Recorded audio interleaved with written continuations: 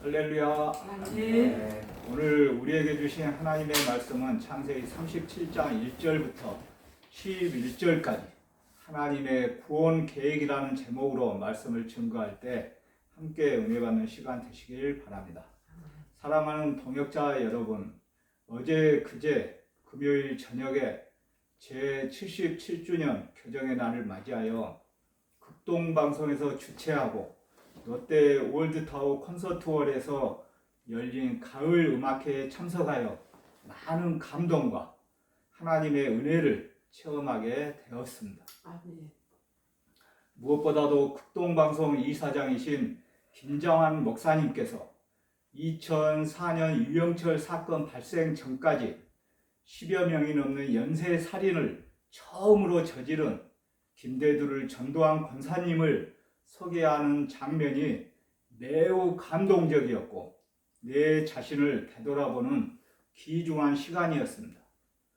김정환 목사님께서는 만찬장에서 연쇄살인범 김대두를 전도한 지금은 나이가 지긋하신 권사님을 소개하였습니다.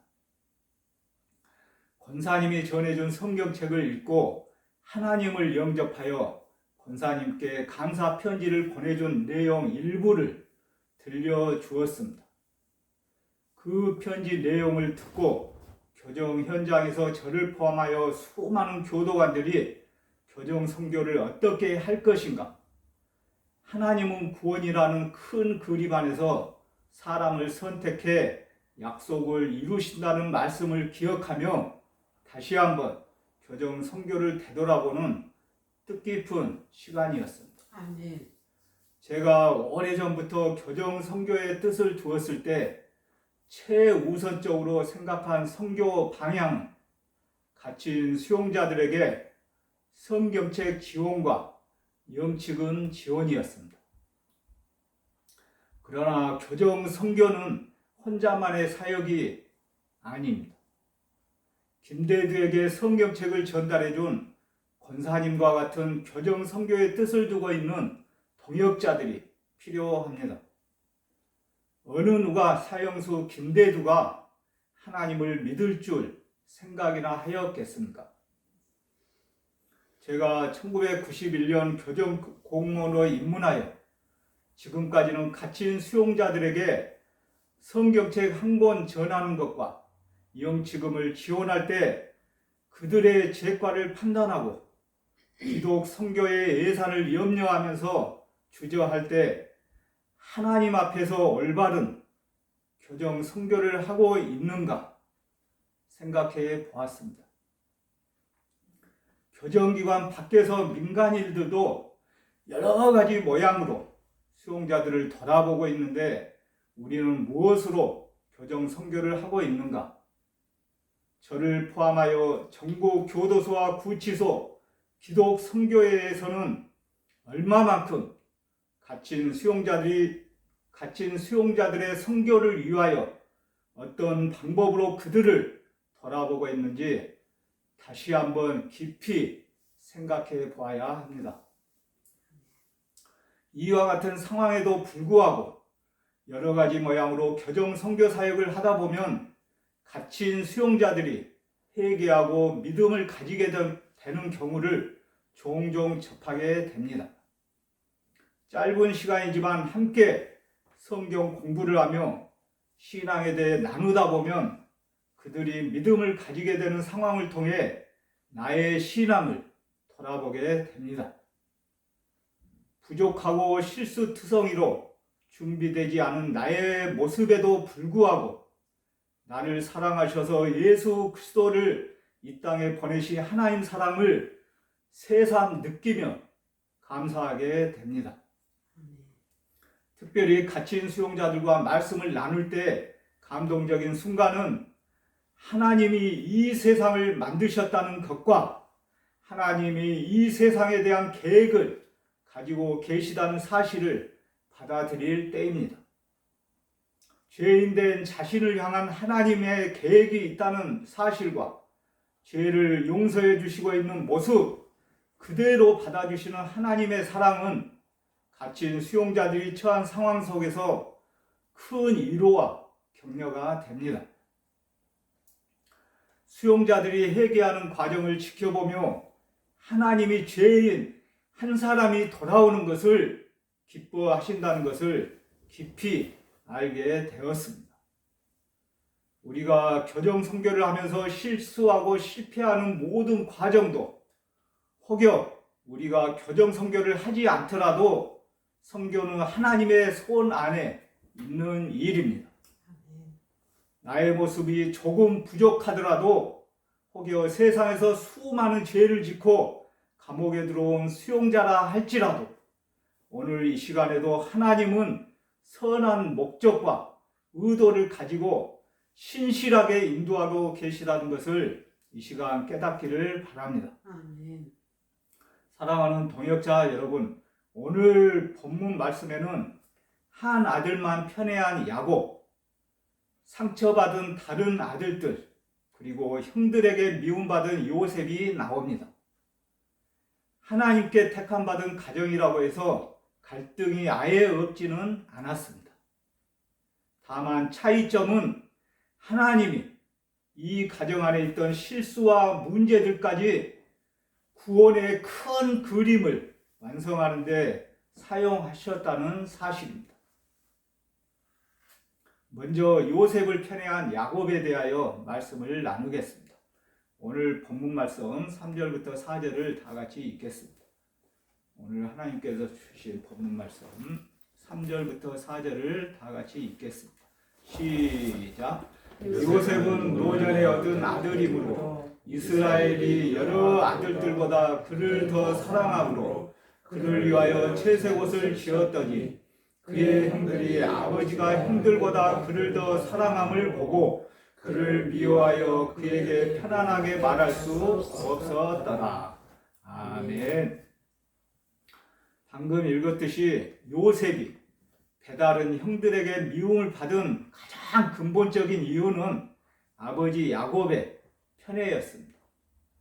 요셉은 야곱이 4명의 아내 중 유일하게 사랑했던 라헬에게서 얻은 아들입니다. 라헬만이 야곱이 결혼하기를 간절히 원했던 여인이고 나머지는 상황상 어쩔 수 없이 결혼하게 된 경우입니다. 그래서 야곱은 다른 형제들에 비해 요셉을 특별히 사랑했습니다. 요셉에게 채색옷을 지어 입히며 편애를 감추지 않았습니다. 야곱의 이러한 태도는 다른 아들들에게 상처가 될 수밖에 없었습니다. 그래서 그들은 요셉을 미워하게 되었고 요셉에게 편안하게 말을 할 수도 없었습니다. 이와 같이 요셉의 형들이 요셉을 미워하게 된 것에는 아버지로서 편애를 노골적으로 드러낸 야곱의 책임이 크다고 생각됩니다. 우리는 앞으로 하나님이 이 가정의 문제를 어떻게 해결하시는지, 이들의 화해와 정착이 어떻게 이스라엘의 건립으로 이어져 하나님의 약속이 성취되는 발판으로 쓰임 받는지 보게 될 것입니다. 하나님은 구원을 완성하시기 위해 거시적으로도 미시적으로도 역사하고 계십니다. 사랑하는 동역자 여러분, 다음 두 번째는 요셉의 실수에 대하여 말씀을 나누겠습니다. 본문 말씀 2절을 함께 읽겠습니다. 본문 말씀 2절을 함께 읽겠습니다. 시작. 야곱의 조건은 이러하니라. 요셉이 17세의 소년으로서 그의 형들과 함께 양을 칠 때에 그의 아버지의 아내들 비라와 실바의 아들들과 더불어 함께 있었더니 그가 그들의 잘못을 아버지에게 말하더라. 아멘. 이와 같이 요셉은 형들의 잘못을 아버지에게 고했습니다.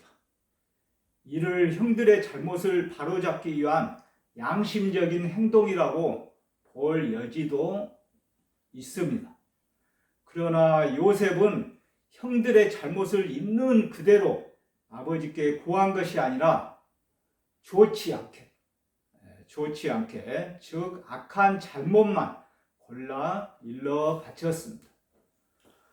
우리가 알고 있는 요셉의 모습과는 매우 다르다는 것을 알게 되었죠. 그렇지만 왜 요셉이 이러한 행동을 했을까? 저는 생각해 보았습니다.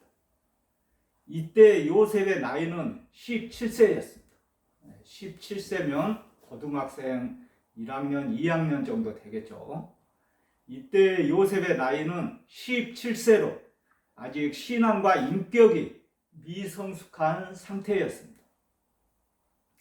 그럼에도 하나님은 요셉이 가진 조건이 아니라 당신의 주권에 따라 그를 선택하셨습니다. 왜냐하면 하나님의 사랑은 태어나는 것이 아니라 만들어지기 때문입니다. 왜냐하면 하나님의 사랑은 태어나는 것이 아니라 만들어지기 때문입니다. 하나님은 오랜 세월 다양한 사건을 통해 요셉을 단련하시고 그를 통해 가족 전체를 구원하시며 나아가 이스라엘 민족을 세우실 큰 계획을 가지고 계셨습니다. 부족하고 실수투성이인 저를 포함하여 우리 모두에게도 갇힌 자를 돌아보는 교정 선교의 동역자로 참여할 수 있게 하심에 항상 감사드립니다. 우리를 향한 하나님의 계획도 이처럼 신비롭고 광활함을 믿고 인생의 주권을 하나님께 맡기시길 바랍니다.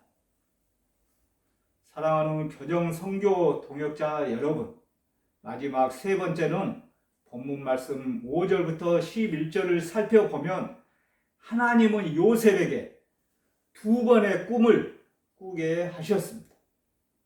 성경에서 이는 증인, 증거, 확실함 등을 상징하는 숫자이기 때문입니다. 우리가 이제 반복해서 얘기를 할 때 그만큼 중요하기 때문에 두 번 반복하는 경우가 있죠.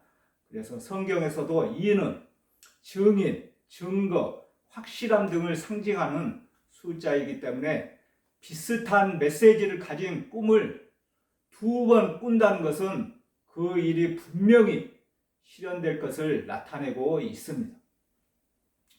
17세였던 요셉은 자기 꿈을 형들에게 말했을 때 어떤 문제가 생길지를 예상하지 못했습니다. 첫 번째 꿈은 본문 7절에서 말씀하셨듯이 요셉이 묶은 곡식단은 일어서고 나머지 형제들의 단은 요셉이 묶은 단을 둘러서서 절하는 내용이었습니다. 둘째 꿈은 본문 9절에 나와 있던 해와 달과 11별이 요셉에게 절하는 내용이었습니다. 요셉이 이와 같은 두 가지 꿈의 내용을 가족들에게 알리자 모든 가족들은 화를 냈습니다. 그 꿈의 내용이 온 가족이 요셉을 섬긴다는 내용이었기 때문입니다. 그런데 그 꿈은 하나님이 야곱 가족의 앞날을 보여주신 계시였습니다. 하나님은 종종 우리가 이해할 수 없는 계시를 보여주십니다. 그리고 모든 약속이 성취된 후에야 그것이 하나님의 역사였음을 우리는 깨닫게 됩니다. 사람은 큰 일을 할 때 세세한 부분까지는 신경 쓰지 못할 때가 많다고 합니다. 그러나 하나님의 구원이라는 큰 그림을 완성해 나가시면서도 한 사람 한 사람과 깊은 관계를 맺으시며 그의 믿음이 성장하도록 세심하게 역사하시다는 것을 믿으시길 바랍니다. 앞에서도 언급하였던 사형수 김대두가 하나님을 믿을 줄 누가 생각이나 했겠습니까? 그러나 하나님이 역사하심으로 권사님 한 사람의 성경책 전달과 깊은 관계를 통하여 연쇄살인범 사형수 김대두가 믿음을 갖게 된 것을 믿으시길 바랍니다. 또한 하나님의 구원이라는 큰 그림에는 갇혀있는 수용자들도 포함되어 있다는 것을 꼭 기억하시기 바랍니다. 우리가 교정 선교를 하면서 갇혀있는 수용자들의 제과를 판단하면 안 된다는 말씀입니다. 어떠한 상황에서도 우리의 교정 선교가 갇힌 수용자들을 제외하면 안 된다는 말씀입니다. 왜냐하면 갇힌 수용자들은 들킨 도둑놈, 우리는 안 들킨 도둑놈이기 때문입니다. 사랑하는 동역자 여러분, 말씀을 정리하겠습니다. 하나님은 구원이라는 큰 그림 안에서 사람을 선택해 약속을 이루시고 계십니다. 교정 선교 현장에서는 믿음의 교도관들을 선택해 구원 약속을 이루어 가신다는 것을 꼭 기억하시기 바랍니다. 그러므로 우리의 인생 역시도 하나님의 구원이라는 커다란 물줄기를 따라 지금도 흐르고 있습니다. 그 흐름에 몸을 맡기고 하나님이 이끄시는 대로 따르는 것이 참된 지혜입니다. 하나님은 실수투성이인 요셉의 삶에 계획하신 일을 꿈으로 보이셨습니다. 비록 미숙하고 준비되지 않은 사람이라도 하물며 갇혀있는 사형수와 수용자에게도 하나님은 그들에게 꿈을 주시고 그것을 이룰 수 있도록 격려하고 계십니다. 오늘도 갇혀있는 수용자들을 돌아보며 교정 선교 현장 최일선에서 불철주야 야간근무로 수고하고 계신 교정 선교 동역자 여러분들에게도 하나님은 지금도 예면하지 않으시고 계십니다. 하나님께서는 극동방송에서 주최한 최고급 만찬과 가을 음악회에서 받은 위로와 격려보다도 우리 모두를 더 크게, 더 최고급으로 칭찬하고 격려하고 있다는 사실을 꼭 믿으시길 바랍니다. 더불어 갇힌 수용자들에게 우리의 자그마한 성경책과 영지금 지원이 그들에게 하나님을 믿게 하는 초석이 될 수 있습니다. 서두에서 말씀드렸던 연쇄살인범 김대두처럼 말입니다. 그들의 믿음의 꿈이, 그들의 구원 계획이 성취되기까지 우리는 때로 고통의 시간을 통과해야 합니다. 교정 선교를 하면서 당하는 그 고통의 시간은 믿음을 단련하고 우리가 하나님의 사람으로 성숙하게 만들어가는 과정입니다. 험난한 광야 너머에는 우리를 축복의 통로로 사용하시려는 하나님의 선한 일이 준비되어 있습니다. 저를 포함하여 교정 선교 동역자 여러분들과 갇혀있는 수용자들은 지금까지는 실수를 하였지만 하나님은 실수가 없으신 분입니다. 그러므로 교정 선교를 하면서 어떠한 어려움이 있더라도 특별히 세상에서는 계급과 권력에 따라 사람들을 차별하고 있지만 우리 교정 선교교회 동역자 여러분들은 사형수든 일반 수용자든 잘 사는 사람이든 못 사는 사람이든 그리고 믿는 사람이든 안 믿는 사람이든 어느 누구도 차별하지 말고 하나님의 구원 계획을 신뢰하며 말씀대로 살고자 부단히 힘쓰시고 애쓰시길 간절히 바라고 바랍니다. 할렐루야. 아멘. 제가 기도하겠습니다. 교정 선교 교회를 비롯하여 전국 교도소와 구치소 기독 선교회 동역자들의 삶이 우리가 속해 있는 교정 선교 공동체를 통하여 하나님의 구원 계획의 꿈이 성취되길 간절히 소망합니다. 특별히 주님을 끝까지 의지해 인내로 연단 과정을 잘 통과하게 하여 주시옵소서. 아울러 우리 교정 선교를 지향하는 지체들 모두가 어떠한 상황과 어떠한 인간 관계에서도 사형수든 일반 수용자든, 잘 사는 사람이든 못 사는 사람이든, 그리고 계급이 높든 낮든 사람을 차별하지 않고 성숙한 믿음의 사람이 되어 하나님의 구원이라는 큰 그림 안에서 하나님께서 사람을 선택해 약속을 이루시는데 꼭 쓰임받게 하여 주시옵소서. 코로나19가 다시금 재유행하고 있습니다. 의정부 교도소를 비롯하여 전국 교정기관이 코로나19를 잘 극복할 수 있도록 도와주시옵소서. 그래서 전국 교정기관장님들 비롯하여 모든 직원들과 갇혀있는 형제 자매들 모두가 영육간의 강건함을 회복하여 이 시대에 우리에게 맡겨진 교정 선교 사명들을 잘 감당할 수 있도록 인도하여 주시옵소서.